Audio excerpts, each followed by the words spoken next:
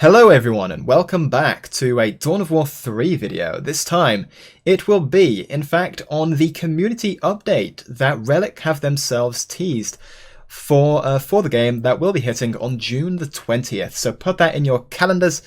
June the 20th. It's not already out, even though it does say June the 13th on this kind of graphic image they've got up above it. And I will, by the way, be including the links to this forum post on their official forums down in the description below, so feel free to have a look yourself if you want all the written details and all the small things. But really the main thing that they are going to be adding with this big community update of theirs is the game mode Annihilation. So this has been called various things in the past in different RTS games, but essentially this is the classic typical game mode for RTSs. You know, this is the current game mode for, I would say, the biggest RTS around, StarCraft 2, and also for the original StarCraft Brood War, which is going to be revitalized in a good few months as well. Command and Conquer, I believe. Basically, and of course I probably should mention Dawn of War 1. That's slightly more relevant to the current discussion. So essentially, how this game mode works is you destroy all of your opponent's infrastructure, all of their buildings, and yes, apparently this includes war towers and webway gates, so even the smaller buildings and more affordable ones that you can kind of to some extent spam around the map. As soon as you destroy every last one of those buildings for your opponent, they are forced out of the game and you win. As opposed to, in comparison, the current mode, which is Power Core, where you have to take out the shield generator on a side, then that side's turret, then the power core. And all of these kind of stages have various abilities that you have to kind of play around and get past. So this sort of addresses one of the issues that the community had with this game, at the very least some of the community had, and which was a big talking point and criticism for a lot of the very aggressive, shall I say, and this is not overstating it, the Dawn of War 2 community, at the very least, not to generalize, but the vocal Dawn of War 2 community were very sort of critical in their analysis of this new game, in that one of the reasons was that they had taken out a number of traditional game modes and replaced it with this, in their eyes, MOBA-esque game mode of Power Core. Admittedly, in Dawn of War 2 there was a victory point mode as opposed to Annihilation as the sort of standard game mode to play on ladder. But even so, this Annihilation game mode will appease a lot of the Dawn of War 1 fans, and the fact that it is such a staple within most RTSs these days, and even in the past of course, it should appease some of the Dawn of War 2 fans as well for that very reason.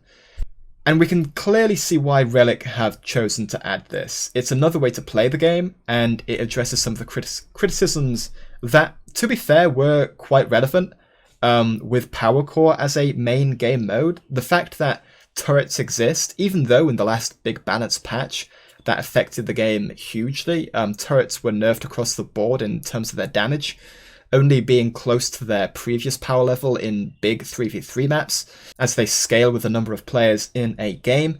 But regardless, you still have to get past these several defenses before you can sort of win and attack the main base of the opponent.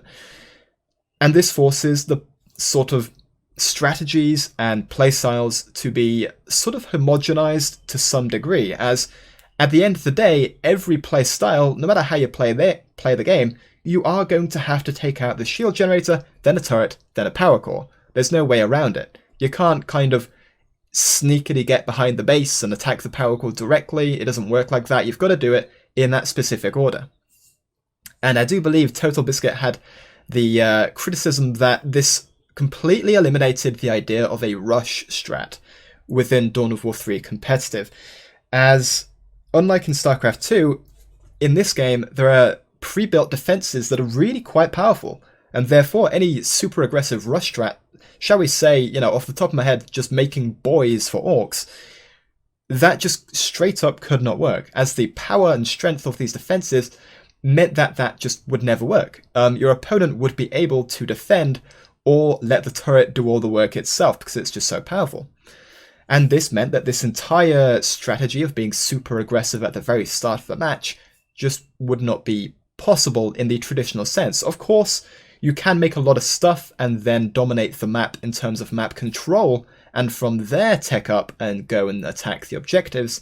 But the traditional sense of just getting in your opponent's base and winning within the first few minutes, that is, absolutely 100% impossible to do in Dawn of War 3 multiplayer with the Power Core game mode. But Annihilation, well, that's a different matter. And in Annihilation, you will be able to do more or less anything that you want to. It might not be a good idea, but you will be able to do anything that you want to.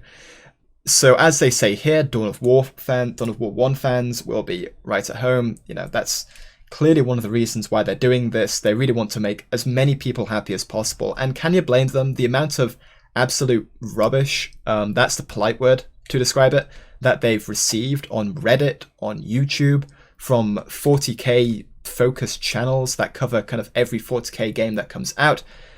Everyone's been super critical. By and large, everyone has been. And you know what? I think it's worth every so often just to remind yourself that Relic is not this kind of entity, this singular entity. It's made up of people with emotions. And these people have worked on this product, on this game, on their creation for the past sort of however many years it's taken them. And to receive all this criticism, well, that can't be an easy thing. I mean, I've received criticism for videos. Let alone, imagine if I'd spent years making one video and it received a ton of criticism. I would feel like such a lesser being compared to all these vocal people who haven't made anything in their lives, probably. Now I'm ranting, but regardless, they are people, and it's worth bearing in mind that all they want to do, really, of course, they want to make money, they're a business, but by and large, they also want to make people happy. And gaming is about having fun, right? If people aren't having fun, then what's the point of their product? So they're adding as much as they can to appease as many people as they can, including Annihilation Mode. So, to sort of shore up the idea that Annihilation Mode is completely wild in comparison to Power Core Mode, in that your opponents can theoretically do any strategy that they want, be it super aggressive or super turtly, well, they've added the ability to include buildable, positionable turrets outside of the already pre-existing listening post turrets that are restricted to being built on specific points in the map. And those points often aren't too useful in location. If the battlefield, if the front line of the battle is ahead of those listening post turrets, then they're not doing anything. Likewise, if it's behind, it's not doing anything, etc., etc. But yeah, just straight up, in the game, there are going to be new doctrines that allow all races to build positionable portable turrets. Not portable, but positionable. I guess that's the right word. You can place them anywhere is the long and short of it. And I imagine, they haven't confirmed this, but I imagine that they will be slightly weaker than the listening post turrets, as those are quite strong in comparison. But yeah, you'll be able to make turrets. So if you are worried about playing Annihilation Mode and getting rushed out of the game, pick one of these new doctrines. And by the way, everyone starts off, once the update hits, with these unlocked. You won't have to spend skulls on them. But yeah, you can make turrets. So that should allow people to play defensively and aim for the long game in Annihilation Mode if they want to. So that's pretty cool. They've also added a bunch of new maps. Mortis Vale. This looks like the campaign mission where you're sneaking through as Eldar, avoiding all the alarms, kind of being quite stealthy, or at the very least as stealthy as you can be in an RTS. But yeah, Mortis Vale looks pretty cool. And Engines of... Actually, no, that's just one map. Okay, never mind. They've added a new map. But still, that's another map to play on. Pretty excited. Let's just check. Is it... Okay, it's available in Power Core Mode.